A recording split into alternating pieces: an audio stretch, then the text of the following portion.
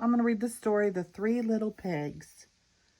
Once upon a time, an old sow sent her 3 little pigs out into the world to seek their fortune. Now be sure to write, she said, and remember that I love you. The first little pig met a man with a load of straw. I know, said the little pig. I'll buy your straw and build a house. That's not a good idea, said the man. Mind your own business, thank you, said the little pig, and he bought the straw and set about building a house. It took him no time at all. Very soon, a lean and hungry wolf happened by. Pig was just about his favorite food in the world, so he knocked on the door and said, little pig, let me come in." To which the little pig replied, no, no, no, not by the hair of my chinny chin chin. This annoyed the wolf to no end, and he said, then I'll huff and I'll puff and I'll blow your house in. Go right ahead, said the little pig. So the wolf huffed and he puffed and he blew the house in, and he gobbled up the little pig. The second little pig met a man with a load of sticks. I've got it, said the little pig. I'll buy those sticks and build a house. I'd think twice about that, said the man. Oh, pooh, said the little pig. What would you know? And he bought the sticks and he went to work building a house. Very pretty, he said. No sooner had the little pig settled into his pretty house than the wolf happened by. He was still hungry, and he said, little pig, let me come in. To which the little pig replied, no, no, no, not by the hair of my chinny chin chin. The wolf didn't care for that at all, and he said, I'll huff and I'll puff, and I'll blow your house in. Ha, ha, ha, said the little pig. So the wolf huffed, and he puffed, and he blew the house in, and he gobbled up the little pig. Goodness. Now, the third little pig met a man with a load of bricks. These bricks will make a fine, sturdy house, said the man. Capital idea, my good fella, said the little pig.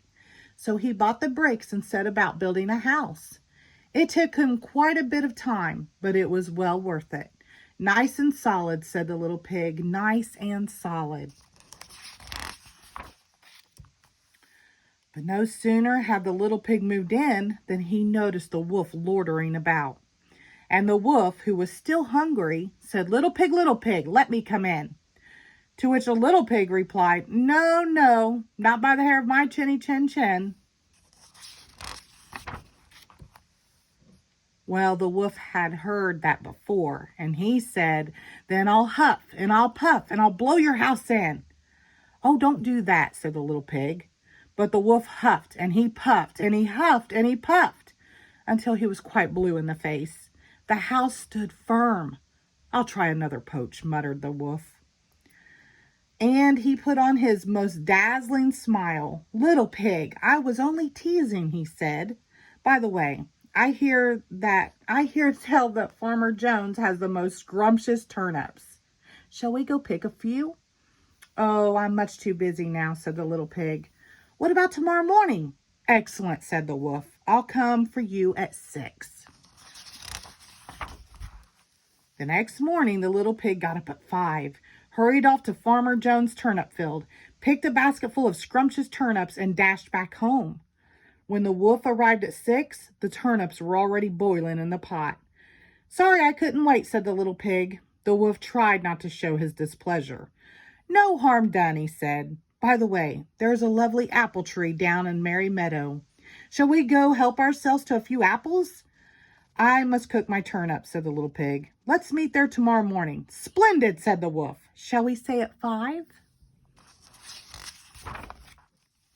The next morning, the little pig was up at 4 and went off for the apples.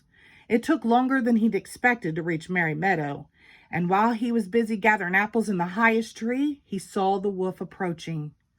Do try one of these, he called down, throwing an apple as far as he could.